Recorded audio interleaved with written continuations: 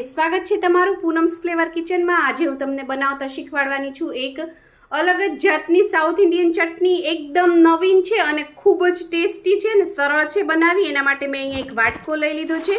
Any अंदर हूँ एक सूकું लाल मरचું लઉં છું, एक तीखું मरचું છે એટલે मीडियम तीखું છે અને આ છે એક काश्मीरी मरचું છે। તમારે જે રીતે મરચા લેવા હોય એ રીતે તમારે લેવાનું અને થોડુંક આટલો ટુકડો જ જો આંબલીનો છે અને એની અંદર હવે આપણે થોડું ગરમ પાણી નાખી દેવાનું છે। આ પલળે એટલો જ આને ઢાંકી અને 10 મિનિટ આપણે છે એ પલળવા દેવાનું છે। આનો સ્વાદ અને કલર ખૂબ જ સરસ આવશે। ચટણી બનાવવા માટે મેં અહીંયા એક મિક્સર જાર લઈ લીધું છે। એની અંદર હવે હું નાખું છું સૂકું ટોપરાનું ખમણ છે, અડધો વાટકાથી થોડુંક ઓછું છે।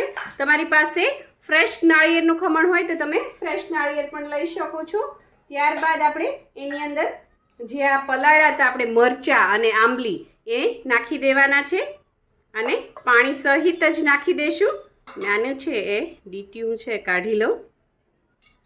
ત્યારબાદ એની અંદર હું નાખું છું દાળિયા, 2 મોટી ચમચી જેટલા દાળિયા છે।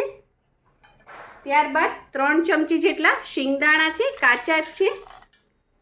દાળિયા અને શિંગદાણા બે નાખવાથી ખૂબ જ સરસ ટેસ્ટ આવે છે। ત્યારબાદ 5 કળી જેટલું લસણ છે, લસણ ન ખાતા હો તો નહીં નાખવાનું।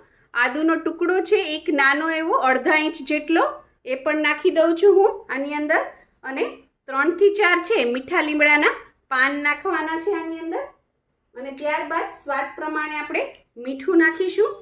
હું અહીંયા અડધી નાની ચમચી જેટલું નાખું છું, તમે તમારા ટેસ્ટ પ્રમાણે। અને થોડું આપણે પીસી લેશું અને જરૂર પૂરતું પાણી આપણે છે એની અંદર થોડું થોડું નાખી અને સરસ આપણે આને મિક્સરમાં જારમાં પીસી લઈએ। ઢાંકણું બંધ કરી અને એકદમ સ્મૂથ ચટણી નથી બનાવવાની, થોડી અધકચરી રાખવાની છે। ચટણી પીસાઈ ગઈ છે, આપણે એને એક બોલમાં ટ્રાન્સફર કરી દઈએ। ને તમારે જેવી કન્સિસ્ટન્સી રાખવી એવી તમે રાખી શકો છો। ઘણાના ઘરમાં પાતળી ખાતા હોય છે, ઘણાના ઘરમાં થીક ખાતા હોય છે, પણ આવી કન્સિસ્ટન્સી હોવી જોઈએ। તમે જોઈ શકો છો, જેથી ઈડલી કે ઢોસા કંઈ બી ખાવાની સાથે તો એના ઉપર છે એ થોડી કોટ થઈ શકે। જો આપણે મરચા નાખ્યા હતા પલાળીને તો એનાથી કલર કેટલો સરસ આવ્યો છે। હવે આપણે એક વઘાર રેડી કરી લઈએ આની ઉપર નાખવા માટે। ઘણાને વઘાર નથી પસંદ હોતો, રાઈ ને એવું બધું, તો તમે આ ચટણીને આમનમ પણ ખાઈ શકો છો। મેં અહીંયા એક પેનમાં વઘાર કરવા માટે તેલ મૂકી દીધું છે 2 ચમચી જેટલું।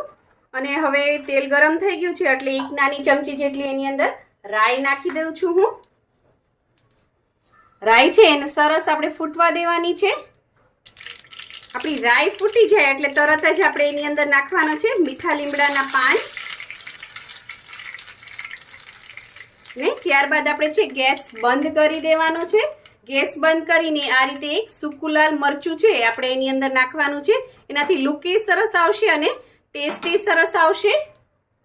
આ વઘારને છે આપણે ચટણી ઉપર રેડી દેવાનો છે। અત્યારે ગરમ ગરમ હોય ત્યારે જ રેડી દેવાનો, એનાથી સરસ ટેસ્ટ આવશે। અને ત્યારબાદ છે એને સરસ મિક્સ કરી દેવાની છે। આપણી ચટણી તૈયાર છે। ફ્રીઝમાં તમે છે આને 3 થી 4 દિવસ સુધી સ્ટોર કરી શકો છો, આ સારી જ રહે છે। અને ઇડલી, ઢોસા, મેંદુવડા, ઉત્તપમ અથવા કોઈ પણ સાઉથ ઇન્ડિયન વાનગી સાથે આ ચટણી છે એ ખૂબ જ સરસ લાગે છે। જો તમને મારી આ રેસીપી પસંદ આવી હોય તો લાઇક, શેર, કોમેન્ટ કરો। પ્લીઝ મારી ચેનલને સબસ્ક્રાઈબ કરો અને હા, બેલ આઇકન દબાવવાનું ના ભૂલશો, જેથી આવી જ સરસ મજાની વાનગીઓ તમારા સુધી પહોંચતી રહે। થેન્ક યુ, આવજો।